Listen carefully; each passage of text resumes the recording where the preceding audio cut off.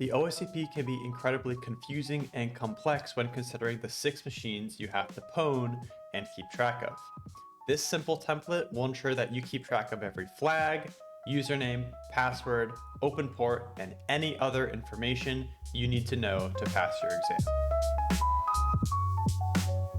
Hi, I'm Noah, and in this video, we're going to talk about environments and staying organized in environments that are naturally confusing and a little bit convoluted.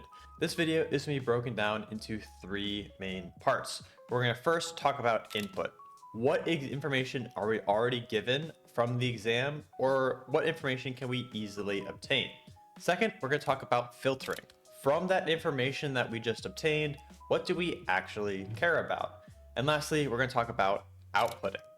How do we output this information to a format that's easy to keep track of and reference during our exam? Let's hop straight into point number 1, our input.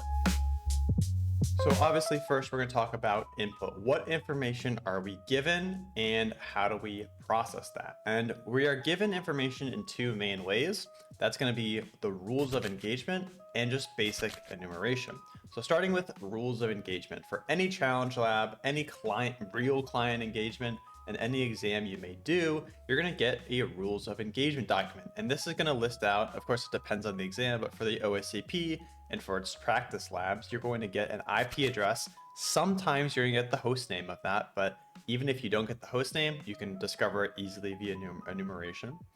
So you're going to get IP addresses, you're going to get domains, and for those domains, you're going to get usernames and passwords, or just one, a username and a password for that Active Directory domain that you're going to be attacking. You're also going to get a lot of information about the flags on those machines that you're supposed to be attacking. Will there be a user flag? Will there be a root flag? Will there be both? Sometimes it depends on the machine, but you will get information on the flags that you're actually looking for. Lastly, in the rules of engagement or the scope, you're going to get the goals and the objectives. And this one's pretty self-explanatory. It's essentially just get administrator or get root. That's basically the goals and the objectives of a lot of these exams and practical pen testing certifications. But this is particular to the OSCP. Next, we can talk about information that we're going to get from simple enumeration. And I'm not talking going deep into the weeds and looking for crazy stuff, just really layer 1 enumeration. And from this, we can get ports, and from ports, we can get services. We can get DNS information. So you know how I talked about how we may not get the host name from the IP address in the rules of engagement?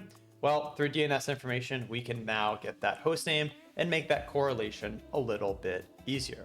And of course, there's so much more we can do with enumeration beyond just port services and host names, but these are the basic 3 that will help you stay organized during your exam. So with all that information we just gathered, what of it do we actually care about? Let's move on to filtering.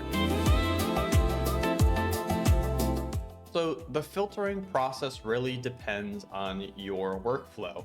But for me personally, I usually go with 6 or 7 main things. The first is going to be the IP address. Obviously, we need to know the IP of the machine we're attacking. It's going to help us stay very organized and be very specific and intentional later down the line. Alongside the IP, I like to keep track of the host name because a lot of the times, especially with Active Directory, you can be referring to machines by their host name, like Workstation 1, Workstation 2, Domain Controller 01, etc., instead of their IP address. So tracking that host name makes the process a little easier. I also like to track the ports and services open, especially for Active Directory. And using my tool NetExec is a great way to do this. Hey, is WinRM open? Is RDP open? Is it just, FTP or SMB open? Knowing these kind of things will help you target your attacks later down the exploitation chain and make sure that you are staying on the right track and not trying to either enumerate or brute force or do something silly to services and ports that don't even exist on that particular machine. The last few things I like to track is credentials. So if I get any credentials at any time for that particular machine, I will track them, and it will just be in the form of username, password, and maybe where those credentials lead. So for example, hey, Bob Jones, password 123 can RDP onto this machine. Okay. And I may not have that for every single machine. Sometimes there's going to be repeat credentials or vice versa, but whatever the case may be, tracking credentials is huge, and making sure that you're actually copy pasting those credentials as well. I know a good friend who was doing the challenge labs, and he tried to type out the password that he saw in the terminal instead of actually copy pasting it. And it turns out a capital O was actually a 0 the entire time. So make sure when you discover credentials, copy paste them directly from the source and keep track of them as much as you can. The last few things I like to keep track of are flags and any additional notes I have. So one, is there a local flag on the machine? If there is, I like to just put an X in my table, and I'm going to show you the output of my table very shortly. So keeping track of what kind of flags I'm looking for. Is there a local flag? Is there a root flag? Are there both? Are there neither? Whatever the case may be, making sure I know going into attacking that machine what I'm looking for and ensuring I'm not wasting any precious time at all. And then the last thing I care about is just any additional notes or services or any wonkiness that I discovered about that particular machine. And a lot of the times this stays pretty blank because a lot of the machines at the OSCP are pretty rudimentary, but if anything catches your eye that you say, hey, I want to go back to this at a later time, make sure you write it down in your notes category. But that's going to be it for our filtering. So now let's talk about how we actually organize this. What does this look like in practice? And that is where we talk about output.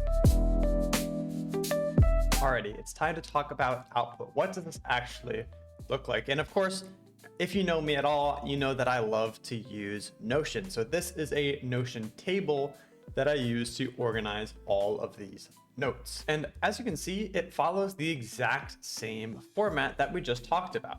So we have our IP address, we have our host name, we have any ports and services. So obviously for Web 01, we're like, hey, there's 8880, 8080, 443, etc. Workstation 01, let's say there's SMB open, there's RDP, there's WinRM.